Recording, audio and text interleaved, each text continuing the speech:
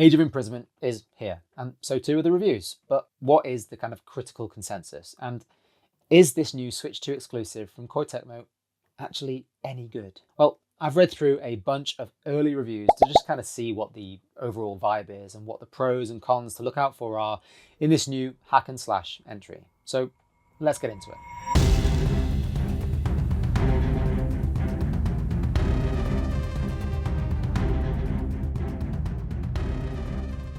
Alright, so Age of Imprisonment is actually the third full Hyrule Warriors game. The first kind of Zelda-themed take on the long-running Dynasty Warriors series arrived on the Wii U back in 2014. We then got a follow-up titled Age of Calamity, which landed on the Switch back in 2020. And now, 5 years on, we've got this fresh Switch 2 entry. This new game serves as something of like a direct prequel to the much-loved Tears of the Kingdom. And we see in this game Princess Zelda kind of teleported through time to help King Rauru and Queen Sonia during the Imprisoning War. And it's this war, of course, which sees you take on hordes of like Zelda enemies in huge, large-scale hack and slash real-time battles. It's undoubtedly action-packed, but also looks to be kind of bringing a good chunk of like canonical backstory too. Any diehard Zelda fan will likely want to check this one out purely for the lore. Now, from reading through a handful of early reviews, I've picked out some common themes: the combat, the story, and how the game runs. The headline, without doubt, is the broad agreement that Age of Imprisonment delivers the best combat the series has ever seen, offering satisfying Musou action and a standout kind of overall refined combat system. This entry appears to offer players an evolution of the Musou formula, introducing things like more strategy and interesting kind of like character pairing dynamics, which mix things up. Now, the connection to Tears of the Kingdom is, however, appears to be something of a double-edged master sword.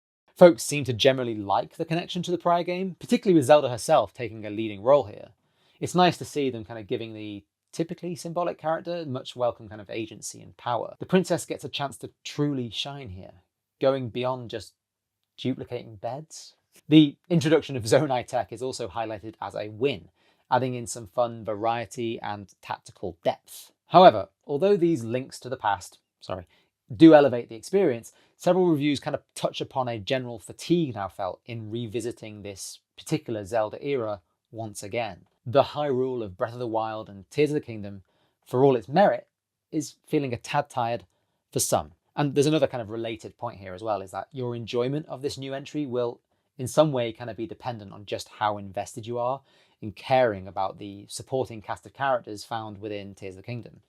Again, diehard lore nuts will have plenty to love here, but more casual players may not be as struck. A couple of reviews highlight that this overall narrative reliance on Tears might risk alienating some. A few small other complaints picked up on like pacing issues and repetition in late game mission structure. On the plus, the game looks to be benefiting greatly from being a Switch 2 exclusive, with the game delivering a strong technical showing throughout, especially when you compare it to the Switch kind of Calamity entry from a few years back. This performance win results in stable visuals and a solid frame rate, even when you're in like large-scale battles with hundreds of baddies on the screen. It's good to hear. All right, so on to the quotes. Here's a selection of kind of like critical consensus from a handful of early reviews. As always, I've linked every review mentioned in the description down below, so please do go check them out for a deeper dive. Hayes Madsen, writing for Inverse, notes that Age of Imprisonment isn't quite an essential Switch 2 pickup, but notes how it does play a crucial role in kind of giving the system a strongly varied first-year lineup. He highlights how this new entry is one of the best examples yet of how the Warriors formula can creatively be applied to other series, smartly using the story, setting, and mechanics of Zelda to create something unique. He adds also that this new entry is further proof of a changing Nintendo, calling them a company now fully embracing partnerships to enrich its series. And it's working. Jade King, writing at TheGamer, notes how Koei Tecmo have essentially been entrusted by Nintendo to kind of fill in some of the narrative blanks of the Tears of the Kingdom story arc. It's a tall order, especially when it's a responsibility that essentially has been placed on a repetitive by nature hack and slash action game. But as King notes, a balance is struck, with the end result delivering compelling characters, strong gameplay variety within that repetition, and a story that tugged at their heartstrings. Considering the restrictions of the Musou genre, Age of Imprisonment is hailed here as a triumphant prequel that Zelda fans are going to adore.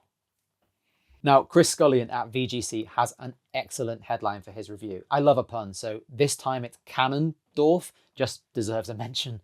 He mentions in his review how this entry feels like a game that's trying to be more than what came before it, clearly trying to appeal to those not necessarily interested in its hack and slash principles. On the whole, it's described as a game with engaging and rewarding combat that adds more depth to an already compelling plot. Oscar Taylor Kent for GamesRadar notes there's an awful lot to like about Hyrule Warriors Age of Imprisonment, but adds that while action and performance are a step up, the mission design being so lacking is a huge issue for a Warriors game like this. Jenny Lader at Siliconera said this third Zelda-themed Warriors title makes for an interesting Musou game, but is one that feels like a more niche entry in the kind of overall Zelda franchise, highlighting that Tears of the Kingdom fans in particular may well appreciate the lore found here. Alex Donaldson at Eurogamer said that the more time he played with the game, the more he realised that he was essentially done with the kind of Breath of the Wild version of the Zelda universe, noting that he was ready for the series to kind of tackle pastures new, as it often does. He says,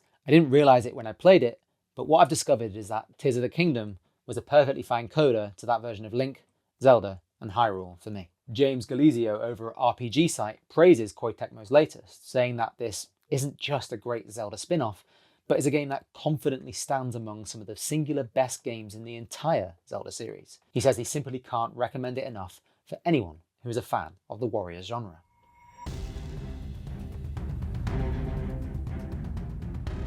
So overall, it appears like Age of Imprisonment is a refined take on the Musou formula that delivers the kind of best Hyrule hack and slash to date, with tactical gameplay improvements and rock-solid performance, albeit in a slightly tired locale perhaps.